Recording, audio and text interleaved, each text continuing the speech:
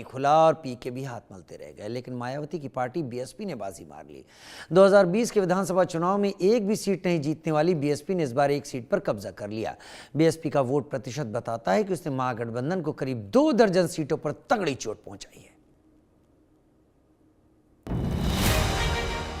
मायावती की महारैली मौका था बीएसपी के संस्थापक कांशीराम की 19वीं पुण्यतिथि का। बेहिसाब भीड़, गाड़ियों का रेला और देश भर से आए समर्थक। रैली में लाखों की भीड़। दावा किया गया कि 5 लाख लोग जुटे थे। यूपी की राजधानी लखनऊ में मायावती की इस रैली को 2027 के विधानसभा चुनाव से जोड़कर देखा गया। लेकिन ये सिर्फ यूपी विधानसभा चुनाव 2027 के लिए मायावती का बिगुल भर नहीं था।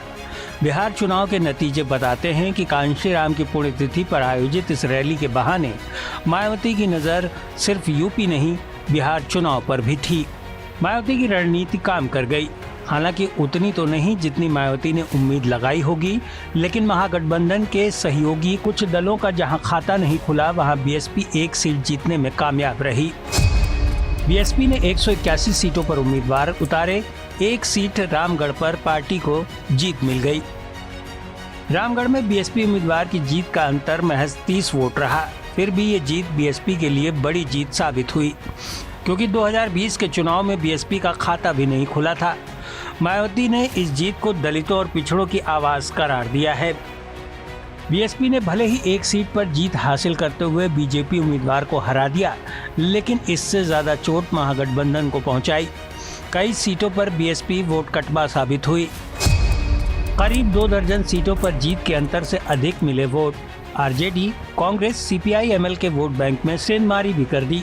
एनडीए को 90% सीटों पर फायदा हुआ।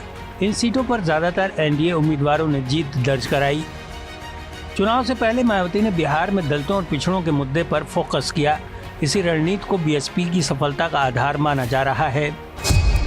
बिहार चुनाव में बीएसपी के प्रदर्शन की बात करें तो बीएसपी को 1.62 वोट प्रतिशत मिले, जबकि एआईएमआईएम को 1.85%। ये आंकड़े बताते हैं कि 5 सीटों पर जीत दर्ज करने वाली एआईएमआईएम के वोट प्रतिशत के मुकाबले बीएसपी का वोट प्रतिशत ज्यादा कम नहीं है। जानकार मानते हैं कि बीएसपी महागठबंधन के पारंपरिक वोट बैंक दलित और मुस्लिम वोटों को साधने में सफल रही।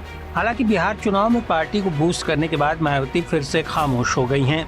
लेकिन बताया जा रहा है कि कार्यकर्ताओं और समर्थकों का मनोबल बनाए रखने के लिए मायावती BR अम्बेडकर के परिनिर्वाण दिवस पर नोएडा में 6 दिसंबर को रैली को संबोधित कर सकती हैं।